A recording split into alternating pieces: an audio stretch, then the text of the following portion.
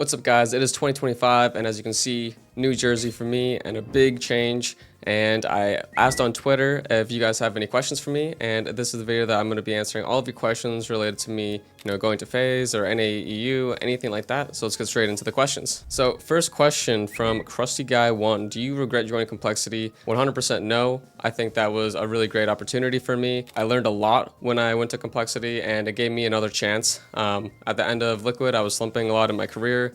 I lost a lot of confidence in my individual ability, and going to Complexity, I had a lot of freedom to fail on the team, and I learned a lot there, and I think it was a really great point for me in my career, and no, I give them a lot of thanks for everything they did. All right, next question from Tony12. Was it a hard decision to leave NA and go play for EU team? It definitely was. I mean, a hard decision, but it was also like kind of easy at the same time, because for me, at this point in my career, it was just something that all made sense.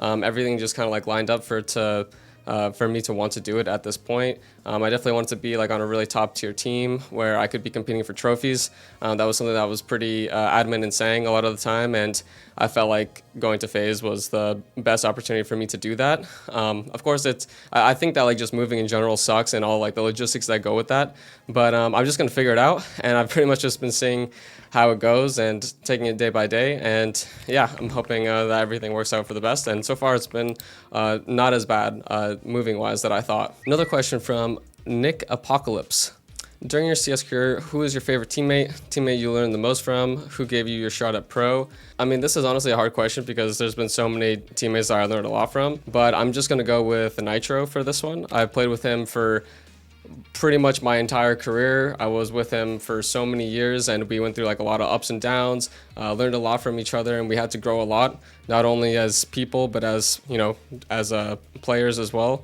So there was just a lot that went to that, because we were both really young when we started off playing together. He also got me on Liquid just in the beginning, since he asked for me to try out. I think that there's just a lot of like learning that goes on when you play with someone for that long, where you have like this chemistry together, where like how someone wants to play in like certain situations. All of your failures that you had, you kind of like went through together, so it was kind of just like continuous learning throughout your entire career. So yeah, I would probably go with Nitro for this one. Next question from Timely Red: what was the most fun event in your career? Now this one is always like a hard question, because I've had so many like good events that we did well at, and I feel like the one that always I go back to is 2016 Cologne, our second major, where we ended up getting to the final. And while we didn't win, and I could easily go with like anything from 2019, since we did really well at those. And honestly, if you asked me this question, at a different time, maybe I would go with one of those.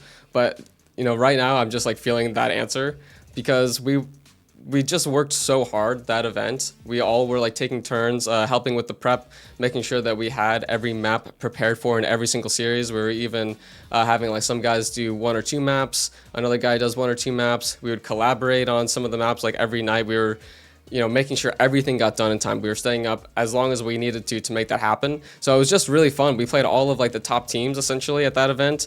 We didn't end up winning, but I don't know. It was just like a really fun event because of how much work we put in, how close we were to getting there, all the teams that we played. It was a really impressive run from us, and it's something that I'm always going to cherish. Now from Pickle OCE: what is the biggest difference you experienced since being on an EU team? Anything from gameplay and practice to all-around environment? I mean, so I'm obviously no stranger to the scene. I've been playing for a really long time, like on Liquid, and we've had like international rosters as well. But I think the biggest difference is just like just how different all of the comms are for the position names. Like when you're playing like on like an NA team, we typically have like standardized comms for like a lot of spots, and while like some of the specific positions are going to be named differently from team to team, or just like between you and your friends, something that's like just like a general area is called something completely different for a lot of the maps. So it's something that's really hard for me to get used to, But I mean, I think it's just going to take time. I'm already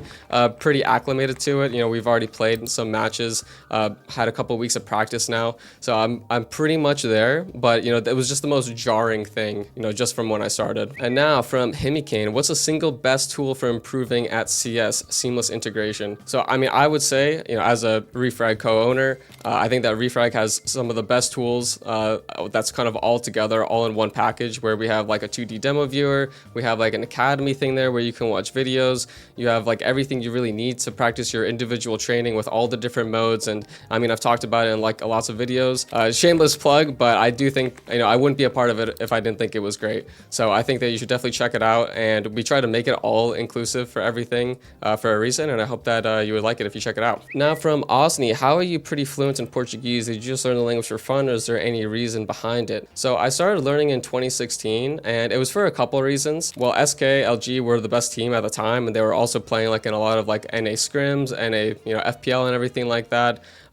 So I was also thinking from like more of like a business sense in terms of, if there's all these Brazilian teams that are in the scene, it would probably be worth it for me to learn Portuguese. But I also really like the community. I think that they were very welcoming, and they were very nice. Anytime that I would like try to say any words, they were always very motivating. And I don't know, I just really liked like the familial familial bond that like the community has. So I don't know, I just always kind of liked it for that reason, and it kind of kept me going. It's been like a long time since I've been learning, but I mean, it's kind of been on and off, and I would consider myself like semi-fluent, but I would definitely need like a lot more practice to, for me to consider myself, very comfortable in it. And now from Counter-Strike News, 3 questions, sir. What are your goals and expectations for 2025 with FaZe Clan? Goals and expectations to be winning trophies, winning a major. I still have not done a lot of things that I want to. I have not won Katowice ever. I have not won a major ever. No major MVP or anything like that, even though that's more of a personal thing. That's what I'm going for. I want to do all the things I haven't been able to do yet. Like there's no shortage of goals, so I'm super motivated. And now the next one from the same guy, do you think more players without tier 1 experience like Kyosuke or Makazi could live up to the expectations like Donk did? I would just say that Donk is a generational talent in the same way that Simple was, Zaiwu is. It's very different when you have players that are setting the bar so high.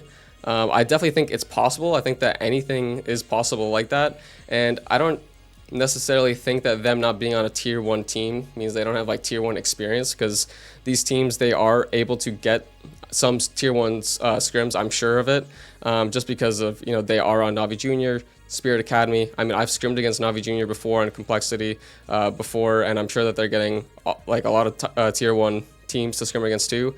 So I think that they have all the resources that are available to them, but being like that generational talent is definitely another thing. And that's why everyone is praising and going crazy over Zaiwu, Simple, Donk now, because it's insane like what they're able to accomplish. But I think any of that's possible, and Donk shows that. Kyosuke looks amazing as well. We're just gonna have to see. And now, do you think female teams should have the opportunity to qualify for majors even if they're under the same organization as the male roster? Honestly, I have no idea. I don't see why not, but maybe I'm just ignorant to what the repercussions of that could possibly be. I think as long as they wouldn't be changing like their roster after they qualified, and they would somehow be like moving the players like in between the teams. So I don't know, I feel like as long as they're staying with the same roster rules that we all have, then I don't see why not. That's kind of what I think. PV Shek, how many hours do you have in CS? All of them, entire franchise. So I honestly have no idea, because I played 1.6 as well, and a lot of those hours did not track. But at least right now in CSGO, CS2, I'm at 15.7K. I would probably say it's around like the 20 to 22K. I mean, I was playing Counter-Strike 1.6 since I was like 4 or 5 years old. Not that entire time, the whole way through, but without having the actual hours, it's hard to really say. But I think that's a pretty good guess. From Hanma428, you relate to Johnny Sins? I am not, but he's a good-looking guy, a lot of different professions. So I mean, I could see how you could think that. Humberto Taguad 3. What is a thing from another game you would like to see implemented in CS2? Some type of in-game system for the ladder that works, like in the way that Valorant or League has, I think would be great. Like just having some type of anti-cheat, some type of end of season rewards. But I think that we're also very lucky at the same time that we have Face It. That's something that I see Valorant teams and players, they're always like saying that they want to have like an FPL and stuff like that. But if not, just more content in general to get like the casual community like more involved and having more things for them to play. I just feel like we're kind of content starved in CS. I think like those operation trackers, I think they're there for a reason where, people just want content. They want things to play. They want, goals to have and, things to do. Even if they had some official servers for game modes that we all like, KZ, Surf, Jailbreak was actually really fun back in the day too. I don't know, there's so many modes that are really, really fun that I could just easily see them if they made like official servers for them or official things for them, that they would really gain some traction. And now last question from It's Brocus. You mentioned in a recent interview that in Complexity you had methods of condensing calls to reduce cluttered comms. Can you elaborate what this looks like and how to implement it into our own teams? Thanks, and I look forward to see you win trophies with FaZe. Thank you. I actually kind of got a lot of this from when Kinder joined Liquid, and he was just talking about like his system on VP. You know, some examples would just be, you know, when you have an op that's guiding, you know, 2 or 3 players out into a site. You know, that's something that you see very often. Having a keyword for that is, you know, the first thing. Describing how defaults are looking from the perspective of every single map, it's the same word.